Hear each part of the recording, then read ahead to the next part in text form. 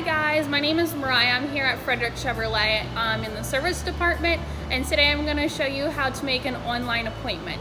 So you would go to frederickchevrolet.com, and then from there you would go onto the service tab. And underneath the service tab there will be a little bar. It will also say about scheduling appointments. From there you would go to schedule appointments, and from there it would give you a list of different times and days that you could set up an appointment. Thank you, and we'll see you guys soon.